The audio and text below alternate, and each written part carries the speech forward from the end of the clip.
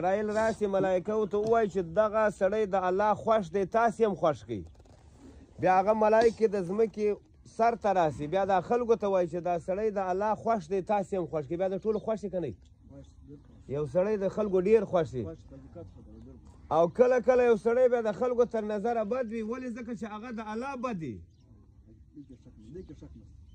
او چې دا سړی ښه کېږي دا په نیکو اعمالو باندې ښه کېږي، په بدو اعمالو باندې سړی نه ښه کېږي. په دغه حکومت کې ته د حکومت هغه خلاف کارونه کوه، نو د حکومت د نظره بد یې او درپسې ګرځي به هم، چې ګرځي کې نو بیا دې جیل ته اچوي. خو حالا هم دغسې دی چې نیک عملونه کوه نو عیش کوه، او که دې بد عمل وکړې نو خدای دې بیا جیل ته اچوي. د خدای جیل بیا جهنم دی. نو یقیني خبره ده چې ابا ښه سړی و، الله دې هغه دنیا ښایسته کړي. باید چې موږ هم ځانونه ښه خلک،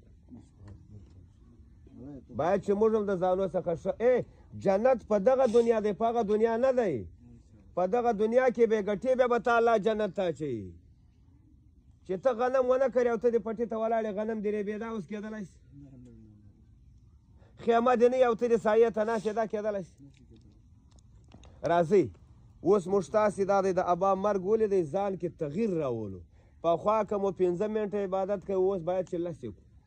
چې پخوا مو 10 کوئ، اوس یې باید 20 کړو. تاسې خو بیا بیخي ډېر کوئ، ځکه چې تاسې ته بیا خلک وایي ستاسې پلار ښه سړی و او تاسې څونه بد خلک یاست. نو مطلب دا دی چې باید چې موږ د دغه لپاره د پلار چې لږ ځان ته واده کوي، بچي پیدا کوي، د دغه لپاره پیدا کوي چې دا زما مینه آباد دی، سبا مې نوم یادي.